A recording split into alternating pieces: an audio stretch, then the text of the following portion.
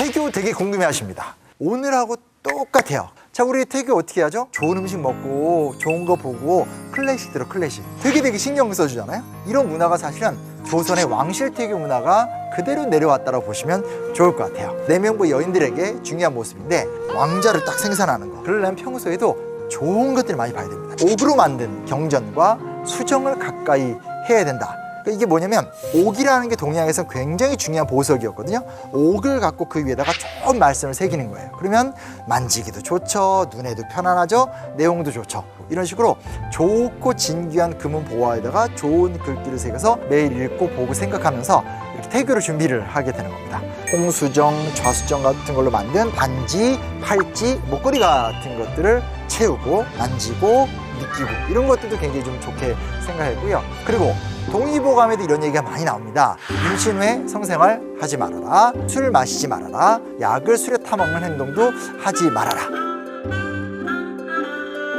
그리고 최생구라고 하는 순산 기원 부족을 갖고 있다가 진통이 오기 전에 싹 태워서 마신다라든지. 그리고 어떻게 태교를 할 것인가에 대해서 유학자들이 좋은 얘기들을 많이 했는데 이의 성약지묘라는 책을 보게 되면 아이를 임신하면 옆으로 누워 자지 말라, 비스듬하게 앉고 있지도 말라, 한쪽 발로 서지도 말고, 야릇한 음식을 먹지도 말고, 사특한 색깔도 보지 않고, 음란한 소리도 들으면 안 된다.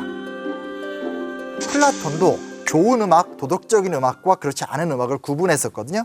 똑같이 조선도 이렇게 나눴었어요. 대표적인 예를 들면 공자께서 자주색이 적색의 자리를 차지하는 것을 나는 사특하다라고 본다, 이런 말이 나와요. 우린 그냥 두 개의 색깔에 불과하잖아요. 근데 공자님이 보기엔 빨간색이 정색, 바른 색깔이고 자주색은 좀 사특하고 음란한 색깔, 이렇게 봤다라는 겁니다. 그래서 이건 과거 고대인들이나 중세인들이 색깔과 음식에는 도덕적인 거, 올바른 것이 있다라는 관념을 갖고 있었다 정도로 보시면 좋을 것 같아요. 그리고 이때는 왕자를 생산해야 되니까 7개월이 되면 산실청이라고 하는 임시 관청을 딱 설치를 합니다. 그래서 모든 국가의 일정이 이 아이가 태어나는 과정과 맞추어서 운영이 돼요.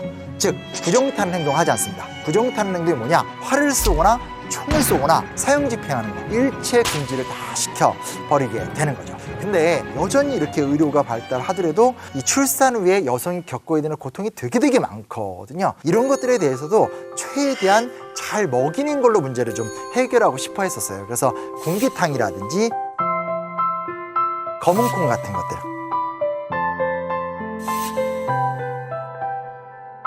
좋은 음식들을 잘 이렇게 먹이면서 양생을 하려는. 그러면 왕이 이렇게 지내면 사대부들은 누굴 따라하겠어요? 왕을 따라하겠죠, 그렇죠?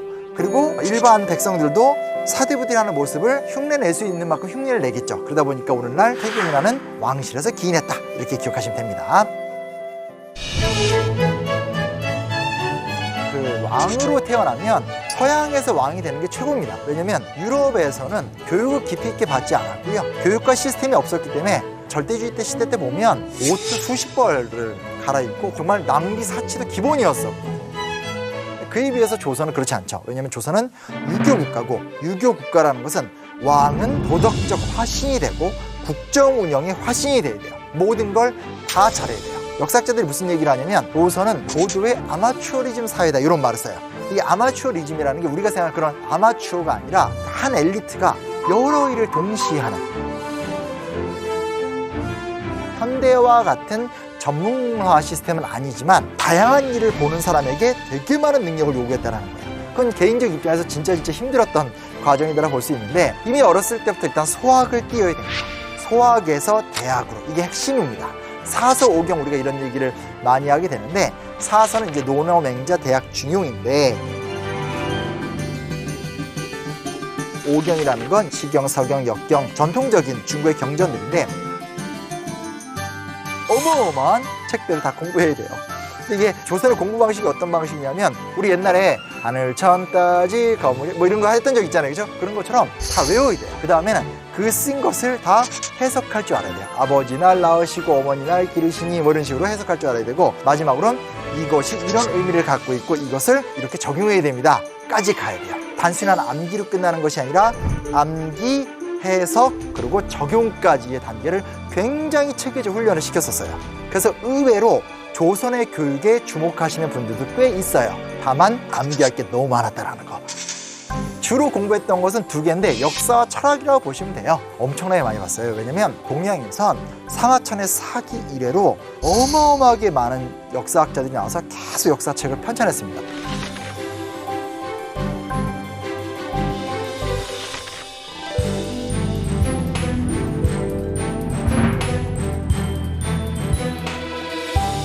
다 알아야 돼요. 그 정도로 체계적인 교육을 시켰고요. 그리고 테스트를 철저히 하게 됩니다. 법강이라고 해서 매일매일 교육하고 확인하는 시스템들이 있었고요. 한 달에 2번 정도는 스승, 국왕이 다 와서 세자가 얼마나 공부했나를 다 확인합니다. 떠날 수 있는 것이라면 도가 아니다. 막혀놓는 막혀놈이. 통! 그리고 시험 내용은 여태까지 배웠던 것 중에서 무작위로 봐요. 이번에는 논어만 준비하면 되겠지? 중용만 준비하면 되겠지? 그게 아니에요. 머릿속에 배웠던 거 다 갖고 있어야 되니까 정말 힘들었다라고 좀 볼 수 있겠죠. 그리고 왕이 배워야 하는 과목이 또 어떤 것이 있냐? 역사, 철학에 비해서 다른 과목들에 대한 공부가 조금 약했다라는 것들은 좀 있는데 그렇다고 해서 안 했다고 보시면 좀 곤란하고 세종대왕이 가장 좀 잘했던 사람인데 세종은 애초에 세자 시절에 왕이 될 수가 없었기 때문에 태종이 그의 재능을 참 안타까이 여기면서 다양하게 공부를 시켜줬다고 해요. 그래서 수학, 천문, 과학, 음악, 미술에 다 좀 능통했었던 그리고 음악적 조예는 대부분의 왕들이 깊었고요. 미술 같은 경우는 오늘 우리는 미술하면 그림을 생각하는데 동아시아의 독보적인 예술의 특징이 뭐냐? 붓글씨. 그게 최고예요. 근데 서해에는 글을 잘 쓰는 사람들이 정말 많았는데 그중에 최고를 친다면 세종의 셋째 아들이었었던 안평대군. 정말 송설체, 구양수체 이런 것들의 정말 대가였었고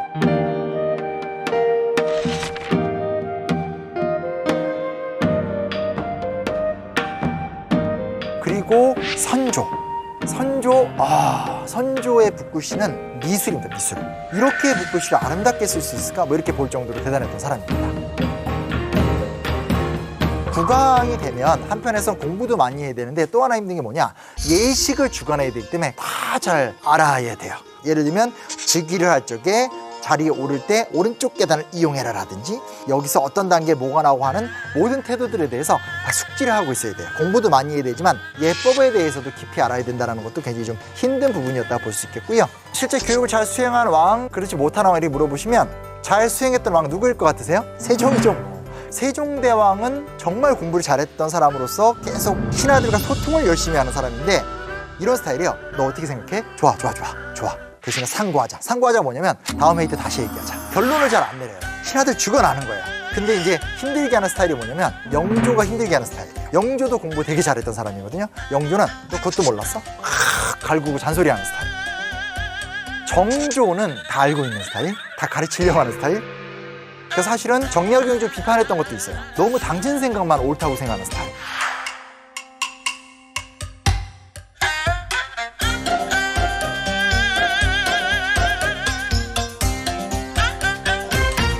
이런 분들은 공부를 잘했기 때문에 나타나는 현상이고요. 잘 수행하지 못한 왕이라고 한다면 연산군이 대표적이에요. 연산군을 따를 자는 없는 것 같아요. 그리고 이제 중종이나 인조 같은 경우는 왕이 될 사람들이 아니었었어요. 그러다 보니까 제대로 된 교육을 어렸을 때부터 체계적으로 받지 못했던 이런 모습들도 있어서 그냥 결과적으로 봤었을 때 훌륭한 왕, 교육 잘 받은 왕, 훌륭하지 못한 왕, 교육 제대로 안 받은 왕 이렇게 보시는 게 정확할 것 같아요. 그리고 이제 제일 처음에 왕세자 시절에는 주로 공부를 하잖아요. 국왕이 되고 나면 공부는 안 한다? 아닙니다. 국왕이 돼서도 공부는 계속해야 돼요. 하루에 3번 조강, 주강, 석강 공부하는 시간들은 계속 유지가 됐고요. 필요에 따라서는 소대, 야대. 야자 나오면 이제 밤에도 공부해야 된다. 지금 그 얘기를 하게 되는 거고요. 이제 그 와중에 국왕이 되고 나면 국정 운영을 해야 돼요. 국정 운영을 한다는 얘기는 계속 회의를 해야 돼요. 조참, 상참, 윤대, 경연 이런 것들이 계속 이루어지게 되는데 이러니까 하루의 일상이 눈 뜬다, 회의한다, 공부한다 이렇게 살아가요. 정말 힘들었어요. 근데 세종 얘기로 살짝 가는데 세종이 또 하나 되게 중요시 여기던 게 있어요. 그게 뭐냐? 강무. 강무가 뭐냐면 군사훈련을 강조했던 거예요. 사실은 문종이 약간 이렇게 좀 이렇게 통통하시고 군사훈련에 대해서 조금 게을리했던 것 같아요. 그래서 실록을 보게 되면 세종이 강무는 군주로서 가장 중요한 일이다.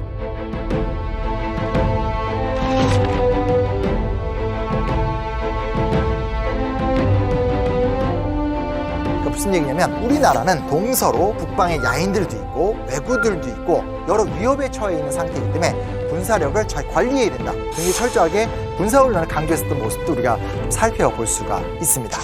국왕만이 누리던 패션의 팁을 좀 알고 가시면 전통 복장을 선별해서 입을 때도 좀 포인트가 될 수 있지 않을까 해서 제가 좀 준비해봤는데, 프랑스의 사회학자 피에르 보르디에라는 사람이 구별짓기라는 책을 냈던 적이 있습니다. 아주 좀 중요한 개념인데 이게 뭐냐면 나는 귀족이기 때문에 이런 옷을 입고 이런 음식을 먹어. 너는 평민이니까 이런 옷을 입고 이런 행동을 해.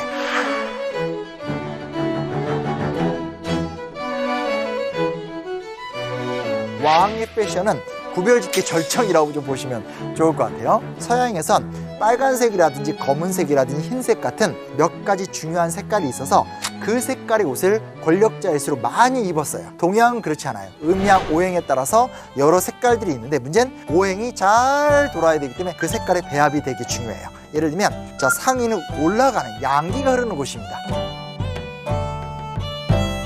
그에 비해서 하위, 이건 아래쪽으로 내려가는 거니까 음한 이쪽 옷은 화려하게 입어야 되는 거예요. 밑에 쪽은 은은하게 입어야 되는 거예요. 참고로 우리나라 영화나 이런 거 보다 보면 왕이 되고 싶은 남자가 골룡포를 먼저 막 입고 행동하거나 이런 장면이 가끔 나오거든요. 자, 이제 내 운수 좀 봐볼까? 그거는 정말 영화적 상상력이에요. 만약에 수양대군이 왕이 되기 전에 골룡포를 먼저 입고 막 난리를 쳤으면 그 사람 바로 참수해요. 진짜 그러한가? 네, 과거에는 옷이라는 것은 다 권력과 위치와 분수에 맞춰서 다 무조건 입어야 되는데 우리가 이제 그 곤복이라고 얘기하죠. 왕만이 넣을 수 있는 무늬들이 있어요. 12가지인데 밝게 비추어서 사심이 없는 해, 달, 별, 상징적인 거잖아요. 우주의 중심인 해와 달과 별, 그리고 변화와 적응력을 상징하는 용, 그리고 구름으로부터 비를 만드는 산, 스스로 빛나는 불, 하늘과 조상을 받드는 제기, 백성을 먹여 살리는 쌀, 결단력을 상징하는 도끼,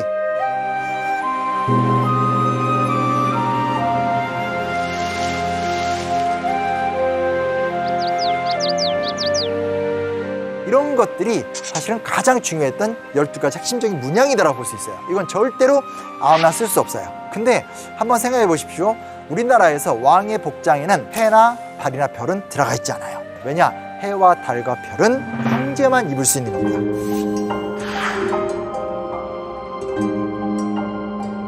나머지 9개가 왕의 상징으로 쓰이게 되고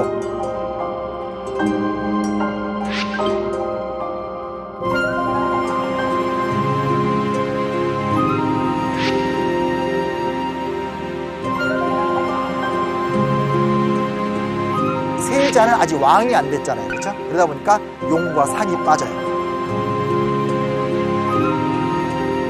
왜냐? 아직은 잠룡이죠. 그리고 자기 영토도 없어요. 그러니까 사용할 수가 없게 되는 거죠. 가만히 이렇게 쓱 보시면 어깨에다가 가슴에다 이렇게 문양을 새겨놓죠. 왕의 옷만 유일하게 원으로 만들어져 있게 되고요. 신하들은 다 사각형. 중요한 게 둥글다라는 거. 천원지방이라고 해서 하늘은 둥글고 땅은 네모나다. 이게 동양적인 세계관이거든요.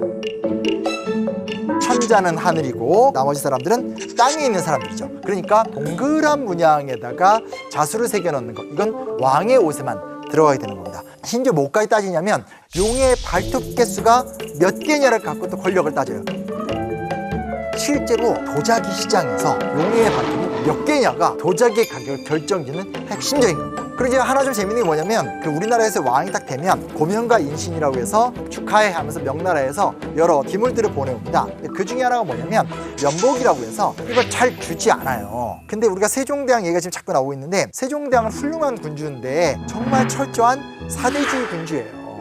세종의 아버지였던 태종 때 면복이 하나가 하사가 됐었어요. 그러고 나서 이제 옷이 안 오는 거예요. 그러면 아무리 옷을 깨끗이 입어도 옷이 계속 해지잖아요. 계속 옷을 기워 입으면서 무려 26년간 아버지 때 받았던 옷을 계속 입었어요. 세종대왕이 나오시려면 사극들 좀 조정이 필요합니다. 밝은 옷, 기운 옷, 지나칠 정도로 사대주의적인 좀 모습들이 있었다는 것 좀 기억해둘 필요가 있습니다. 자, 그럼 이제 어떤 음식을 먹느냐? 이걸 무조건 기억해 두세요. 식치가 중요했다. 약치는 별로다. 무슨 얘기냐? 식치, 평소에 밥 잘 먹는 거, 좋은 반찬 골고루 먹는 거, 약치, 약을 먹는 거, 이거는 별로 안 중요하다는 거예요. 전순의라는 조선 전기의 백종원, 근데 이분은 또 아주 탁월한 의사시기도 했거든요. 근데 이분이 했던 얘기가 뭐냐면 마른 풀과 죽은 뿌리의 치료법은 없다. 그러니까 무슨 얘기냐? 정말 아픈 비상 상황에 약이 도움이 될지 모르겠지만 사람이 건강하게 사는 데 있어서 제일 중요한 건 좋은 음식을 안정적으로 골고루 먹는 게 중요하다.